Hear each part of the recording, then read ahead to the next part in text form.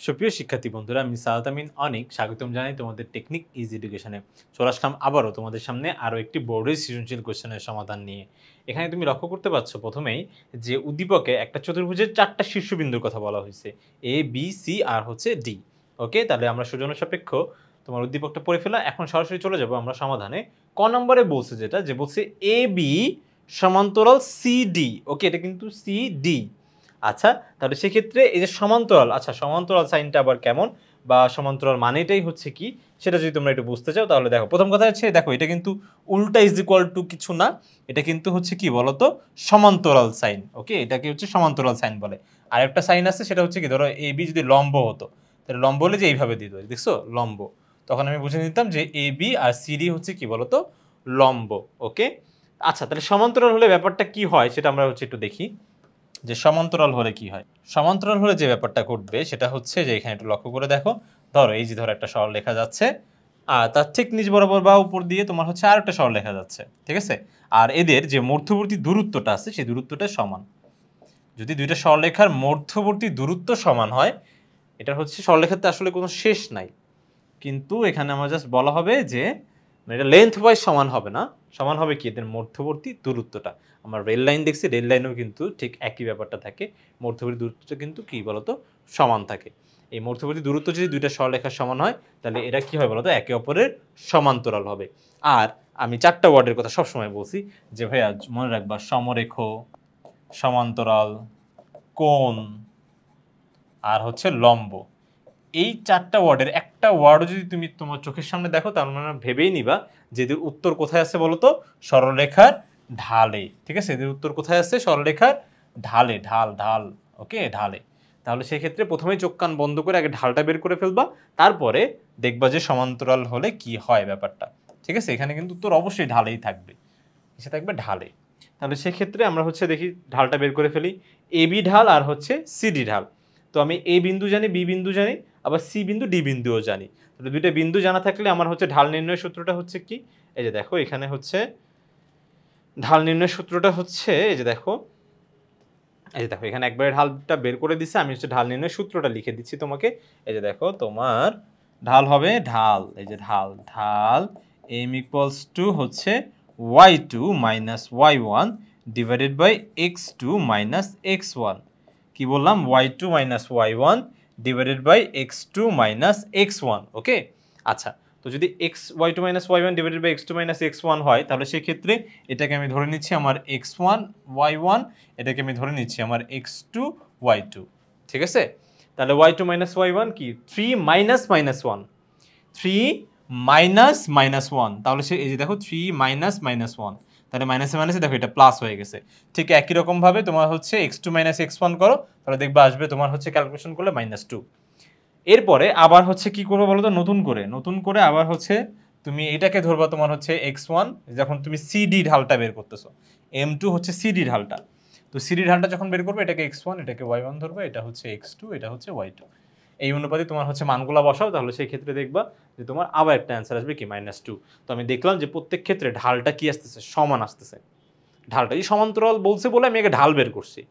এরপরে আমি যেটা সমান্তরাল সম্পর্কে জানি যে ভাই দুটো সমান্তরাল সরলরেখার ঢালগুলা কি হয় বলতো সমান হয়, m1 আর m2। তার মানে এটা যদি m1 হয়, এটা m2 যদি হয়, তাহলে এই দুটো ঢাল সবসময় কি হবে বলতো সমান হবে। এরা সারা জীবন একই ঢাল মেনটেন করে চলবে। ব্যাপারটা ক্লিয়ার? তাহলে সমান্তরাল হলে কি হবে বলতো ঢালটা সমান হবে। ওকে, আচ্ছা আচ্ছা, তাহলে যেহেতু আমাদের ঢাল সমান আসছে তার মানে হচ্ছে এদের হচ্ছে কি বলতো সরলরেখা দ্বয়ের ঢাল সমান এবং বিন্দুগুলো একই সরলরেখায় অবস্থিত নয়, তাহলে সেক্ষেত্রে এরা কি হয় বলতো পরস্পর সমান্তরাল। এটা প্রুফ হয়ে গেল, ঠিক আছে। এই যে দেখো এটা। আচ্ছা, আশা করি এটা বোঝা গেছে। এখন আমরা সরাসরি চলে আসবো আমাদের পরবর্তী তোমার হচ্ছে অঙ্কটাতে, যেটা খ নাম্বার বলছে যে এ বি সি ডি, এটা হচ্ছে এই বিন্দু চারটি একটি আয়তের শীর্ষবিন্দু। তার মানে যে চতুর্ভুজের কথা আমাদের উদ্দীপকে বলা হয়েছিল সেটা যে একটা আয়ত, এটা তোমাকে প্রমাণ করে দেখাইতে হবে। তো আয়ত যদি প্রমাণ করে দেখাইতে হয় তাহলে সেক্ষেত্রে আয়তের বৈশিষ্ট্যটা আগে জানা লাগবে।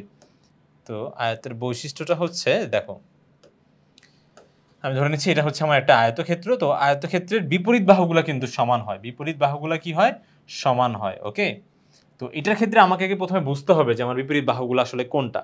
তো অবশ্যই এই বিন্দুগুলো তুমি একটা ছক কাগজে কিন্তু অবশ্যই স্থাপন করে নিবা। অবশ্যই স্থাপন করতে হবে। স্থাপন না করে কিন্তু মানে বোঝাটা মাঝে, মাঝে একটু কঠিন হয়ে যায় যে এটা আর যদি তোমাকে স্পষ্টভাবে বলে দেয় এটা ঘড়ির কাঁটার বিপরীত দিকে আবর্তিত, তাহলে সেক্ষেত্রে আর তোমাকে এখানে কষ্ট করে বসানো লাগবে না।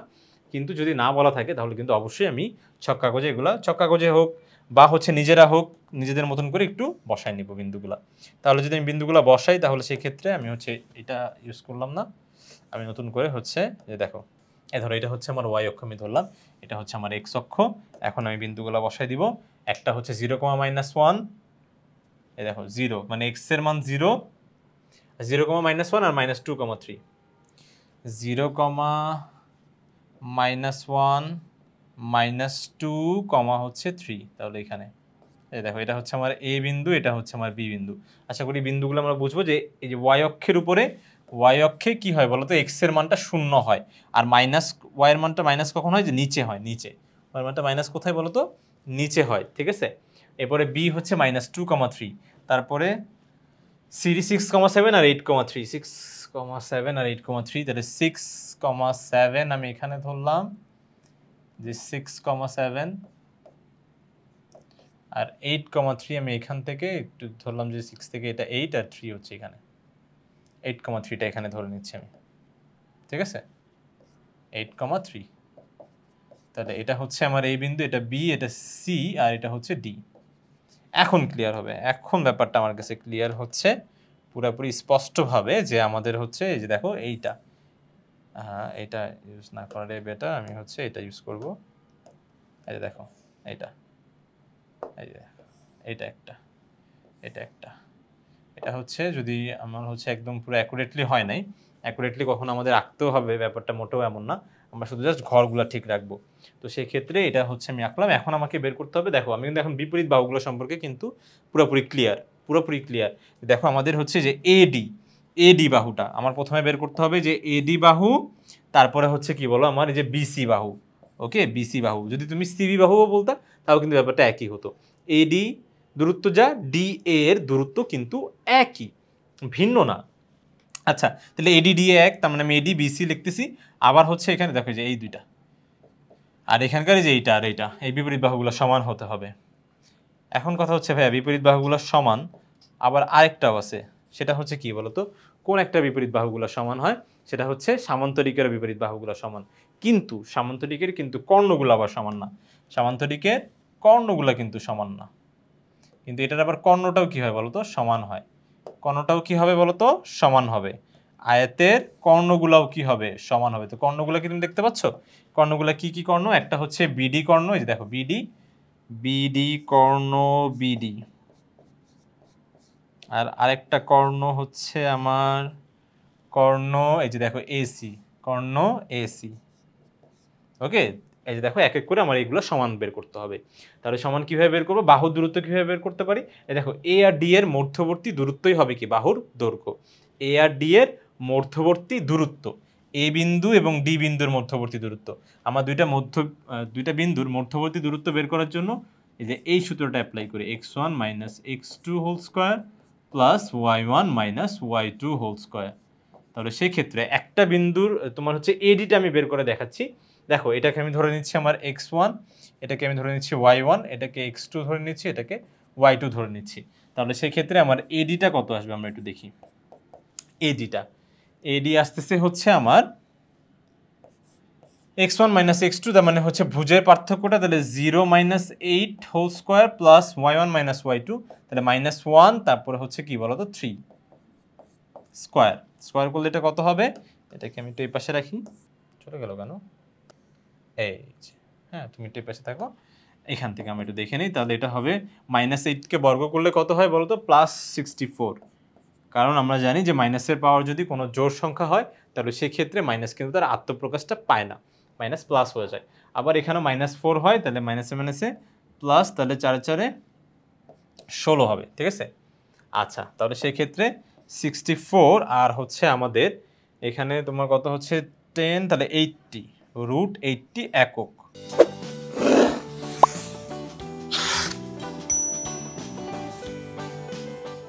তো ঠিক আছে বন্ধুরা, দেখো তোমার হচ্ছে এখানে √80 আসলো অ্যান্সার।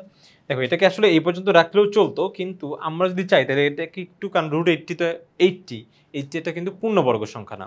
এখন কথা হচ্ছে পূর্ণবর্গ সংখ্যা আবার কি? পূর্ণবর্গ সংখ্যা হচ্ছে যে সকল সংখ্যা অপর একটা সংখ্যার বর্গ, যেমন হচ্ছে 100। 100 কার বর্গ বলো তো? যে 10-এর বর্গ। তাহলে সেই ক্ষেত্রে যে 100 হচ্ছে কি একটা পূর্ণবর্গ সংখ্যা। ঠিক একই রকমভাবে দেখো 16, 16 একটা পূর্ণবর্গ সংখ্যা। কিভাবে? কারণ কি 4-এর বর্গ হচ্ছে 16, কিন্তু 4, ওকে 4 কে বড়, হ্যাঁ 4ও আবার হচ্ছে ওরে বাবা, 4ও হচ্ছে তোমার একটা পূর্ণবর্গ সংখ্যা, কারণ 2-এর বর্গ হচ্ছে কি বলতো 4, কিন্তু 2 কিন্তু পূর্ণবর্গ সংখ্যা না, কারণ কোনো সংখ্যাকে বর্গ করে কিন্তু 2 পাওয়া যাচ্ছে না। আশা করি পূর্ণবর্গ সংখ্যা কি সেটা তোমরা বুঝতে পেরেছো। তো দেখো পুরো 80টা একটা পূর্ণবর্গ সংখ্যা না, কিন্তু আমরা যদি চাই তাহলে 80 থেকে একটা পূর্ণবর্গ সংখ্যা বের করতে পারি। সেটা হচ্ছে দেখো 16 ইন্টু 5, এটা কিন্তু লেখা যায়। দেখো 16 ইন্টু 5, 5 16 80। ওকে, তাহলে এখন দেখো এই রুটটা যখন এই 16-এর উপর পড়বে তখন এটা হয়ে যাবে 4, কারণ 16কে রুট করলে হয়ে যায় 4, আর যখন 5-এর উপর পড়বে তখন কি বলতো শুধু √5। তাহলে যে এতটুকু কিন্তু তুমি চাইলে লিখে নিতে পারো। আর এখানে কিন্তু অবশ্যই একক চিহ্ন ব্যবহার করতে হবে। একক চিহ্ন যদি ব্যবহার না করো তাহলে সেক্ষেত্রে কিন্তু ওই যে নাম্বার কিছু কর্তন হওয়ার সম্ভাবনা থেকে যাবে, তো সেটা এড়ানোর জন্য অবশ্যই একক দিবে। তাহলে আমাদের এডিটা আসলো হচ্ছে 4√5। এখন কিন্তু অবশ্যই আমাদের দেখো বিসিটা, এডির সাথে কিন্তু বিসিটাও সেম আসতে হবে। তাহলে আমরা একটু দেখে নিই যে আমাদের, এই দেখো আমাদের বিসিটা দেখছো যে এখানেও বের করা আছে। এই দেখো আমাদের হচ্ছে এডিটা আসছে 4√5, আবার দেখো বিসিটাও হয়েছে কি বলতো 4√5।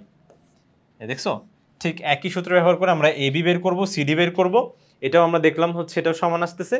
আবার হচ্ছে কি বলতো কর্ণগুলো এখন আমার সাথে সমান দেখা বাকি, কর্ণগুলো সমান দেখা বাকি। আমি একটু দেখে নিই আমার কর্ণগুলো কি কি আসতেছে, আমি একটু দেখে নিচ্ছি। এই দেখো আমার এসি কর্ণের দৈর্ঘ্য আসছে হচ্ছে 10, আবার বিডি কর্ণের দৈর্ঘ্য আসছে কি বলতো 10। তাহলে সেক্ষেত্রে এটা অবশ্যই কি হবে বলতো একটা আয়তই হবে, আয়ত ছাড়া অন্য কোনো কিছু হওয়া আসলে সম্ভব নয়। ঠিক আছে, আশা করি তোমরা পুরো ব্যাপারটা স্পষ্টভাবে বুঝতে পেরেছো। দেখো লাস্টে শুধু লিখে দিবা যে অতএব এটি একটি আয়ত। আয়ত, ঠিক আছে, আয়তের শীর্ষবিন্দু। ওকে, আশা করি এটা বোঝা গেছে। এখন আমরা সরাসরি চলে যাব আমাদের পরবর্তী কোশ্চেনটাতে। পরবর্তী কোশ্চেন গ নাম্বার কোশ্চেনটা। ঠিক আছে বন্ধুরা, তাহলে গ নাম্বার কোশ্চেনটা আমরা এখানে লক্ষ্য করতে পারছি যে তোমার 3x - 2y বলছে প্রমাণ করো যে 3x - 2y = 2 এবং এসি আর হচ্ছে এবং এবি রেখা তিনটি সমবিন্দু। আচ্ছা, সমবিন্দু বলতে এখানে বোঝানো হচ্ছে যে যদি আমাদের একটা দেখো দুই বা ততোধিক, সরি একটা না দুই বা ততোধিক, মানে হচ্ছে ধরো এই একটা সরলরেখা, এই একটা সরলরেখা ধরো একে অপরকে ছেদ করছে, ওকে ধরো এই বিন্দুতে এসে ছেদ করছে, এই ছেদবিন্দু দিয়ে যদি অপর একটা সরলরেখা যায়, দেখো এই যে দেখো তিনটার ছেদবিন্দু যদি একই হয়, দুই বা ততোধিক, তার মানে দুইয়ের অধিক হতে হবে। দুইয়ের অধিক সরলরেখার ছেদবিন্দু যদি একই হয় তাহলে সেক্ষেত্রে এদেরকে কি বলে বলো তো সমবিন্দু বলে। ওকে, দুই বা ততোধিক বলতে হচ্ছে কি দুইয়ের বেশি হলেও হবে, তার মানে কি তিনটা হলেও হবে, তারপরে হচ্ছে এরাও সমবিন্দু। দেখছো তোমার হচ্ছে এখানে 4টা, তারপর যদি 5টা হতো তাহলেও কি হতো বলো তো সমবিন্দু হতো। তাহলে সেক্ষেত্রে এদের ছেদবিন্দুগুলো একই হওয়া লাগবে। দেখো ছেদবিন্দুগুলো এক হওয়া লাগবে, ঠিক আছে। তাহলে এখন এখানে যে ব্যাপারটা ঘটছে, এখানে বলছে যে 3x - 2y = 2, এই সরলরেখাটা মানে এটা একটা সরলরেখার সমীকরণ। তো এই সরলরেখাটা আবার হচ্ছে কি বলতো তোমার এসি এবং এবি রেখাটা, এই তিনটা রেখার ছেদবিন্দু যদি একই আমি প্রমাণ করতে পারি তাহলেই আমার কাজ শেষ। তিনটা ছেদবিন্দু একই। আচ্ছা, সরলরেখার ছেদবিন্দু যদি আমাকে বের করতে হয় তাহলে জানি ছেদবিন্দু বের করার নিয়মটা কি? নিয়মটা আমরা জানি যে সমীকরণগুলো সমাধান করতে হবে। সমীকরণ কি করতে হবে? সমাধান করতে হবে। কিন্তু ভাই এইখানে কোশ্চেনে আমি জানি না, বাট আমার কেন জানি মনে হচ্ছে এখানে একটু তারা ব্যাপারটা একটু সহজ করে দিচ্ছে আমাদের জন্য। আমাদের যদি এই যে এ সি এ বি না বলে যদি তোমার এখানে আমাদের বলতো দেখা যাচ্ছে A B R CD, A B এবং সিডি, তাহলে সেক্ষেত্রে কিন্তু ব্যাপারটা একটু অন্যরকম হয়ে যেত। ব্যাপারটা কি হতো, আমি ছেদবিন্দুটা আমাদের বের করা লাগতো, ছেদবিন্দুটা কিন্তু আমাদের কষ্ট করে বের করা লাগতো। কিন্তু এইখানে যে ব্যাপারটা ঘটছে, এখানে এখানে না দেখো এ বিন্দু আসলে তোমার হচ্ছে সি এর সাথেও আছে, দেখো এ সি এর সাথেও আছে, আবার এই বিন্দুটা কি বি এর সাথেও আছে। তার মানে এখানে এ যে বিন্দুটা, এই বিন্দুটা কিন্তু কমন। কমন বলতে হচ্ছে কি, এই যে দেখো বলছে A C R A B এর ছেদবিন্দু, A C R A B. আরে A C R A B যদি বের করতে হয় তাহলে একটু দেখি ব্যাপারটা এ সি। তাহলে সেক্ষেত্রে তোমার হচ্ছে দেখো যে এখান থেকেই যাবে হচ্ছে তোমার ধরো এ বিন্দু, এটা ধরো আমার এই বিন্দু, ঠিক আছে, এই বিন্দুটা আমি ধরে নিলাম। আচ্ছা এখানে একটা তোমার একেই ফেলি, এই যে দেখো তোমার হচ্ছে এটা হচ্ছে আমার ওয়াই অক্ষ, এটা হচ্ছে আমার এক্স অক্ষ। ওকে, ওয়াই অক্ষ, এটা এক্স অক্ষ। তাহলে সেক্ষেত্রে যে এখানে একটু লক্ষ্য করে দেখো 0,-1, তাহলে 0,-1 কোথায় হবে? দেখো যে এখানে 0,-1, তাহলে এটা হচ্ছে আমার এই বিন্দু 0,-1। তারপরে হচ্ছে বি বিন্দুটা বলছে, বি বিন্দু কত? -2,3, -2,3, -2,3, যে এখানে আমি ধরে নিচ্ছি আমার বি বিন্দুটা। আর সি বিন্দুটা হচ্ছে আমার কোথায় বলতো? যে সি বিন্দু, সি বিন্দু হচ্ছে যে 6,7, 6,7, তাহলে হচ্ছে এই যে 6 এখানে আর হচ্ছে এখানে 7 আমি ধরে নিচ্ছি যে আমার সি 6,7 এখানে। ওকে, এখন দেখো দুইটাই আসলে এ বিন্দু থেকেই যাচ্ছে। তুমি যদি এটা লক্ষ্য করে দেখো যে এ বি মানে কি? যে এই যে এইটা না, এ বি মানে দেখো তো এই যে এইটা দেখছো, এই দেখো এই যে দেখো, এটাকে একটু ঘুরাই দিলেই শেষ। এই দেখো এটা হচ্ছে এবি, আমার এবি। ওকে, এবিটা, তাহলে এটা হচ্ছে আমার এবি সরলরেখাটা। তারপর আমার কি বলছে? এসি, মানে এ আর সি দিয়ে যাবে। এটা মনে হয় একটু, এই যে দেখো আমাদের জন্য ব্যাপারটা কত সহজ করে দিচ্ছে, দেখছো? ছেদবিন্দু কি বের করব? ছেদবিন্দু তো দেওয়াই, এই যে দেখো ছেদবিন্দু মোটামুটি কিন্তু আমাদের দেওয়াই। ওকে, এটাকে একটু বাঁকা করলেই হচ্ছে আই গেস। হ্যাঁ, এই যে দেখো ছেদবিন্দু দেখছো, এই যে এসি, দুইটার ক্ষেত্রে এ বিন্দুটাই কি ছেদবিন্দু হচ্ছে না? তুমি একটু লক্ষ্য করে দেখো তো, দেখো এ ব্যাপারটা কি দুইটার মধ্যেই কমন। এই যে এসি এবং এ বি এর ছেদবিন্দু তোমার আর কষ্ট করে বের করা লাগবে না। ছেদবিন্দু বের করার নিয়মটা কি? ছেদবিন্দু যে সমীকরণ সমাধান করতে হয়, মানে আগে সমীকরণ বের করো, তারপরে সমীকরণ সমাধান করো, কিছুই এখানে করা লাগতেছে না। কেন করা লাগতেছে না? কারণ দেখো এদের ছেদবিন্দুটা এক, কারণ দুইটাই কি এই বিন্দু থেকেই তো উৎপন্ন হচ্ছে। তাহলে এ বি এবং এসি সরলরেখার ছেদবিন্দু কি হবে? দেখো এই হবে, দেখো ছেদবিন্দু এ, কারণ এ দুইটার ক্ষেত্রেই কমন। ছেদবিন্দু মানে কি? যাদের যে কমন বিন্দুটা, মানে যে বিন্দু এরও আছে, যে বিন্দুটা যে এইটারও আছে, তাহলে সেটার ক্ষেত্রে এই দেখো এ বি এবং এসি এর মধ্যে এই বিন্দুটাই কমন। তাহলে আমার আর কিচ্ছু বের করা লাগলো না। তাহলে এ বি এবং এসি সরলরেখার ছেদবিন্দু কি হবে বলতো? এ। তাহলে এ হচ্ছে কত? 0,-1। এখন ব্যাপারটা মোটামুটি বোঝা যাচ্ছে যে 0,-1 হলো ছেদবিন্দু বের করলাম। কিন্তু আরেকটা তো সরলরেখা আছে, আরেকটা যে সরলরেখা আছে সেটা হচ্ছে এই দেখেন 3x - 2y = 2, 3x - 2y = 2। এই সরলরেখাটা আবার হচ্ছে কি দিয়ে, কোন বিন্দুতে যাচ্ছে? দেখো এই যে সমবিন্দু প্রমাণ করতে হলে অবশ্যই যে এই বিন্দু দিয়েই যাওয়া লাগবে, এই যে এ, এই যে এদের ছেদবিন্দু দিয়ে, ঠিক আছে, ছেদবিন্দু দিয়েই যাওয়া লাগবে। আমি ধরে নিচ্ছি যে এইভাবেই যাচ্ছে, ধরে নিলাম আমি যাচ্ছি, আমি জানি না, কিন্তু আমি এতটুকু জানি, মানে এইভাবে যাক যেভাবেই যাক না কেন, কিন্তু আমি শুধু এতটুকু জানি যে এই ছেদবিন্দুতে যাবে। সমবিন্দুতে হতে হলে তোমাকে অবশ্যই এই যে দেখো এই যে এই ছেদবিন্দু দিয়ে, এই এ বি এবং এসি এর ছেদবিন্দু দিয়ে যেতে হবে তোমার এই যে 3x, তারপর কি ছিল 3x - 2y = 2, -2y = 2, এই সরলরেখাটাকে। এখন ভাইয়া এটা সরলরেখার সমীকরণে তুমি কি এটা জানো যে এই সরলরেখার সমীকরণে x মানে হচ্ছে x অক্ষ, y মানে কি y অক্ষ, সেই জন্য এগুলো কি চলক আকারে থাকে। তো এই সরলরেখাটা যদি যদি তোমার এই যে এই বিন্দু দিয়ে যায়, এই যে দেখো এখানকার যে সমবিন্দু মানে হচ্ছে তোমার এই যে ছেদবিন্দুতে যেতে হবে, 0,-1 দিয়ে যেতে হবে। যদি আসলেই বিন্দু দিয়ে যায়, তার মানে কি বিন্দু দ্বারা কি এই সমীকরণটা সিদ্ধ হবে না? সিদ্ধ মানে কি? যখন ও এই বিন্দু দিয়ে যাবে তখন ওর x এর মান হয়ে যাবে 0 আর y এর মান হয়ে যাবে কি -1। তো 0,-1 যদি হয় তাহলে সেক্ষেত্রে অবশ্যই তোমার এটার মান কত, ওই যে বসানোর পরে এটার মান কি 2 আসতে হবে, মানে সমীকরণটাকে সিদ্ধ করতে হবে। সিদ্ধ মানে x এর জায়গায় 0 বসাবা, y এর জায়গায় কত বলো তো -1 বসানোর পরে যদি 2 আসে, মানে ডান পাশ আর বাম পাশ যদি মিলে যায়, তাহলেই খেলা শেষ হয়ে যাবে।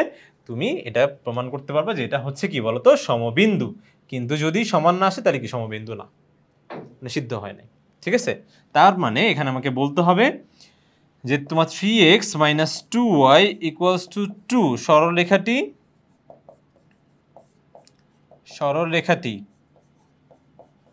0,-1 বিন্দুগামী হলে, যেই বাসটা ঢাকাগামী সেটা কি অবশ্যই ঢাকা দিয়ে যাবে, আর এটা বিন্দুগামী মানে কি অবশ্যই যে এই বিন্দু দিয়ে যদি যায়, 0,-1 বিন্দু দিয়ে যদি যায়, 0,1 বিন্দুগামী হলে, আচ্ছা তাহলে 0,-1 বিন্দুগামী হলে কি হবে?